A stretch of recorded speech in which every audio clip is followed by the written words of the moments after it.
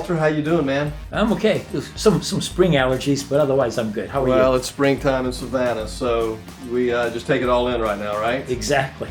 All right. So I got a question. I got a problem with something, right? Yeah. I cannot get my brain around this carbon credit deal.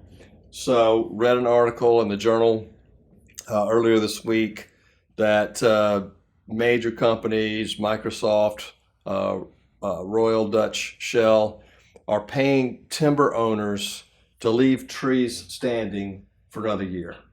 So I'm like, if they're going to get cut next year, they're not cut this year. Like, what's the benefit? Is this window dressing? Are we just trying to make ourselves feel good about this and somehow everybody's drinking the Kool-Aid? Or is this actually really helping the planet? Well, first let me comment on something that you're not going to expect me to.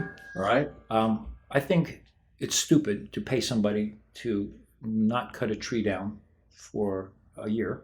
Thank you. That's Because- that's the first answer I wanted to get, because I'm reading it, I'm going, some salesman, from Alabama is up in New York selling this stuff, and they're making a killing with these big companies selling these carbon credits. First of all, I'm going to unroll this a little bit for All you, right, okay? please. So the first thing is I would cut the tree down and plant a new one, because a new tree has to grow very quickly. It takes 2 to 3 years to become a reasonable mature tree. Okay. And as a tree grows, it absorbs a lot more carbon than a mature tree does.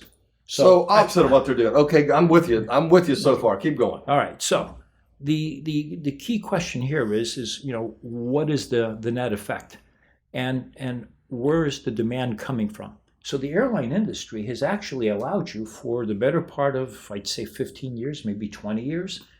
You can pay a little extra for the airline to take that money and spend it on something that reduces carbon emissions to offset your effect on carbon emissions due to the fact that you traveled. I get that. Okay, so that's there.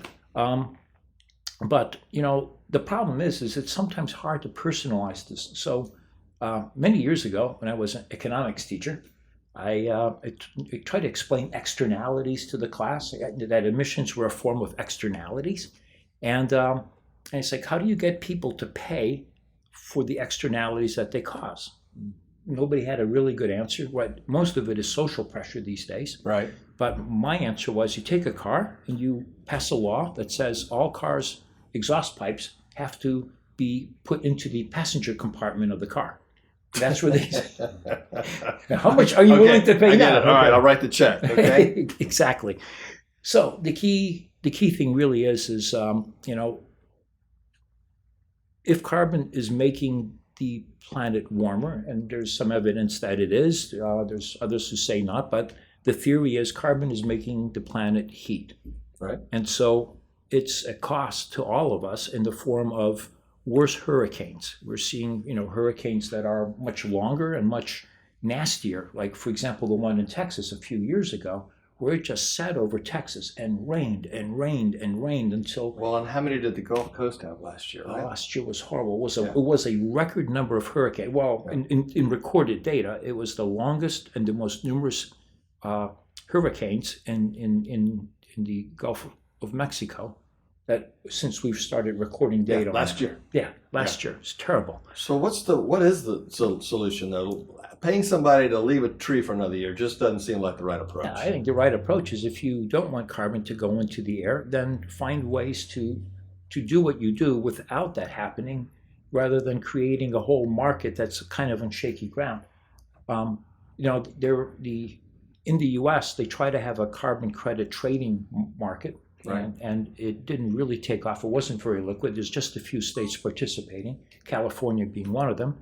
But the International Commodity Exchange, just about 3-4 months ago, established the first futures trading for futures series for carbon credits. Right. So if I can reduce your carbon and I get a credit for that, I can go sell it on the ICE, the International Commodities Exchange. Right. So this is taking off. It's getting more and more liquidity, and basically that's nice, but how do I generate these credits, and how do I measure them? Because, for example, I participate in a container and barge business, and in theory, we're taking trucks off the road, so we should receive carbon credits. Right. The problem is the trucks that are being taken off the road for more fuel-efficient movement by the container and barge, those trucks aren't going to sit idle. They'll just go move something else. Right. So how did you reduce the carbon?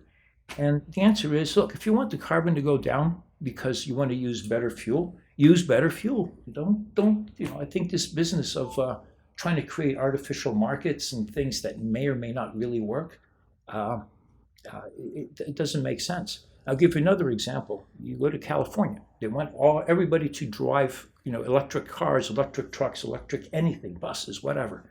Great. Can you generate enough electricity? Will you have nighttime electricity production capacity there to recharge these things? Yeah, and you and I have talked about some of the carbon footprint and actually production of the batteries. Exactly. Right? We did, it was 3 episodes ago? I think so. Yeah, we had a good chat about that. Yeah. So I think the whole thought process behind this is still evolving. Yeah. And some of the initial solutions, are just going to produce unintended consequences, and not good unintended consequences at all. Yeah.